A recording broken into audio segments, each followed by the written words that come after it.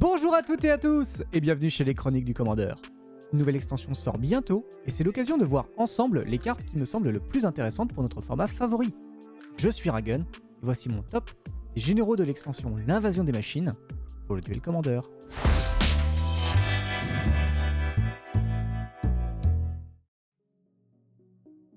L'Invasion des Machines est la 96e extension de Magic et sort le 21 avril 2023.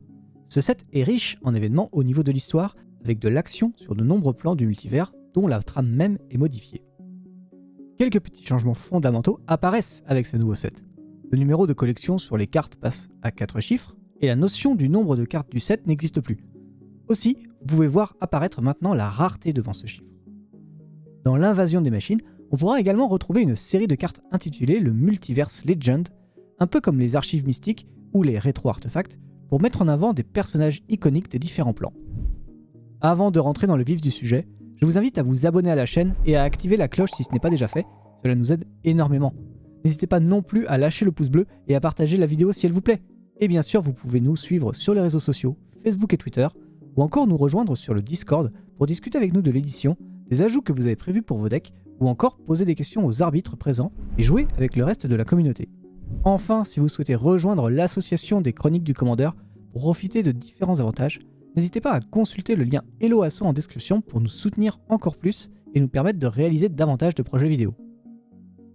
On commence directement avec Zimon et Dina, un duo qui vient soutenir une tricolorité peu représentée en duel commandeur, bleu, vert et noir, aka Sultai. Vous allez voir, cette zone de commandement offre un spectre de build plutôt large. Ses statistiques de 3 de force pour 4 d'endurance, pour 1 mana vert, bleu et noir, en font déjà un très bon investissement en mana.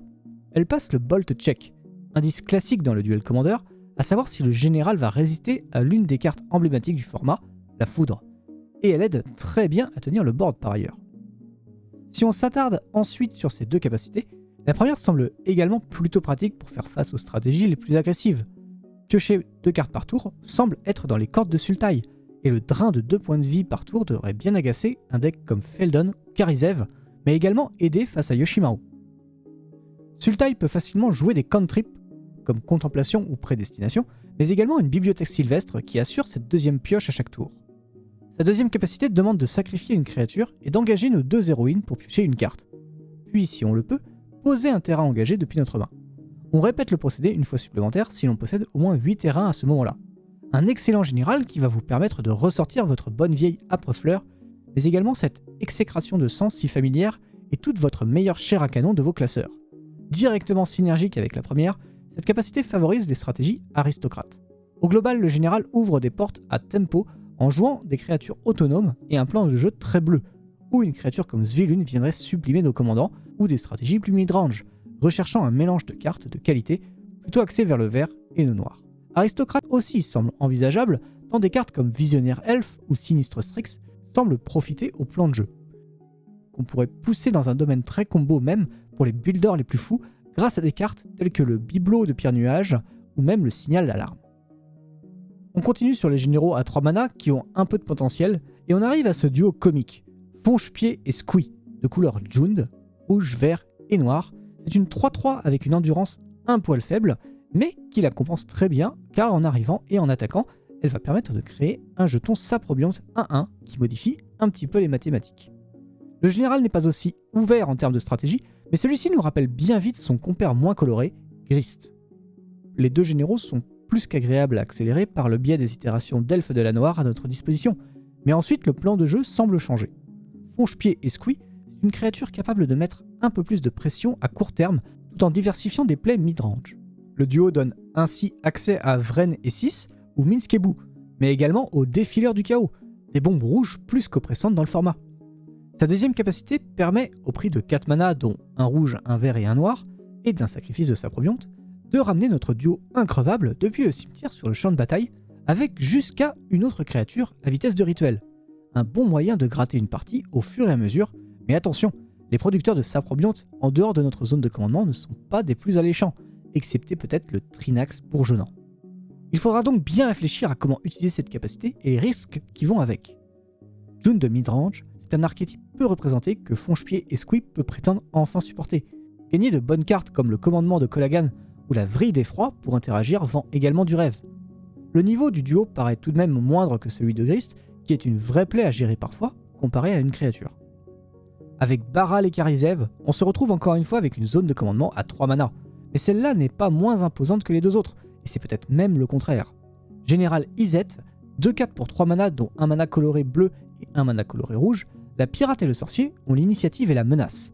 Dès que l'on va lancer notre premier éphémère ou rituel du tour, on peut au choix soit créer un jeton second Ragavan, une 2/1 singe et pirate douée de célérité, soit lancer un sort de coût inférieur et de type commun avec le sort que l'on vient de lancer, et ce sans payer son coût de mana. Le second choix est celui qui fait actuellement le plus parler de la carte. Effectivement, l'accélération proposée par le général est vraiment excellente.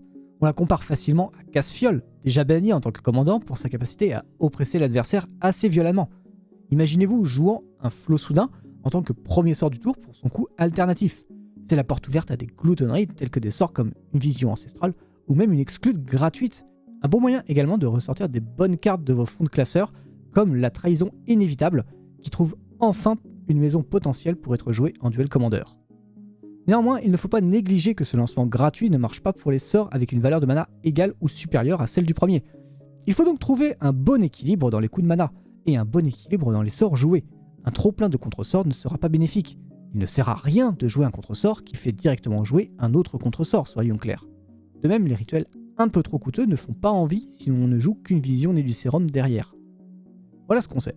C'est que le général apprécie les sorts comme Flot Soudain, mais aussi Force de Volonté, déjà bien connu, également la Doline Magmatique, ou tous ces sorts au coût alternatif qui permet un peu de tricher avec leur coup de mana. Peut-être que Baral et Karizev n'est pas un général tempo ou contrôle qu'on pourrait attendre assez intuitivement aussi. Peut-être qu'il faut jouer du côté de la team Marteau Volcanique, ou alors avec les tours supplémentaires restants, comme l'intrusion temporelle. La zone de commandement donne envie, mais elle n'est peut-être pas aussi folle que ce qu'il se dit. On attend avec impatience ses prochains résultats pour bien s'en rendre compte. On passe à Rona, héros de l'invasion, qui est une créature 1/3 pour 2 manas, dont un mana bleu à l'identité d'Ymir. On peut l'engager pour piocher puis défausser, et Rona se dégagera dès que l'on lancera un sort légendaire. Un effet de loot en zone de commandement, c'est l'ami des stratégies réanimateurs assurément. L'avantage ici, à la manière de Diada, qui en ce moment permet de générer du mana pour contourner les plans anti-cimetière, c'est de pouvoir transformer Rona, qui devient une menace autonome pour 5 mana, plus un mana Phyrexian noir.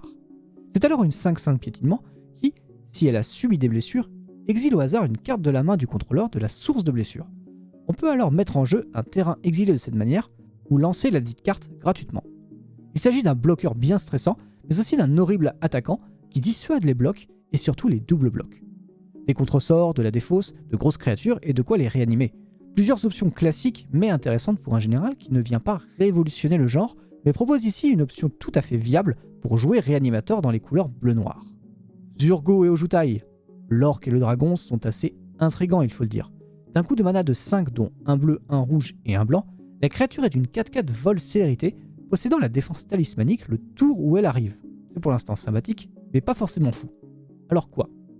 Eh bien l'intérêt réside dans sa seconde capacité qui se déclenchera dès lors qu'un ou plusieurs dragons infligent des blessures à un joueur ou à une bataille. On regarde alors les 3 cartes du dessus de notre bibliothèque, on en garde une et le reste ira au-dessous de notre bibliothèque. Puis on peut renvoyer un des dragons de notre champ de bataille de notre main. L'idée, c'est de voir le général comme une potentielle colonnade céleste en zone de commandement qui permettrait également de piocher. Une menace qui demanderait spécifiquement à votre adversaire un effet tel qu'Eddie de Sheoldred ou plus simplement un contre-sort. Un potentiel représentant de J-Sky Control ou d'un Tribal Dragon qui pourrait se situer du côté de Midrange. On passe à la section des mentions spéciales avec Talia et Jitrog qui sont un petit espoir pour les couleurs Abzan du format. Mais son effet forçant l'arrivée en jeu engagé des terrains semble arriver un petit peu tard dû au coût de lancement du général de 4 mana. De plus, son besoin de ressources à sacrifier semble un poil lourd à assumer. Pour autant, le général a ce je ne sais quoi qui attire l'œil et donne envie de construire autour.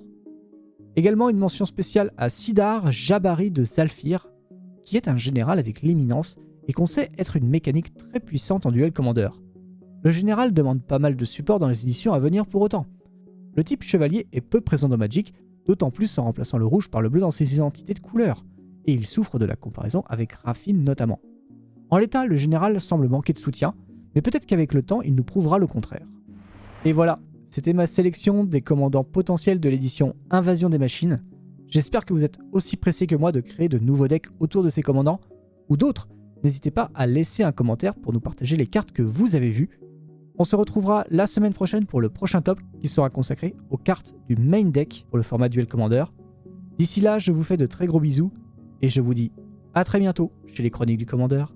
Bye bye à tous.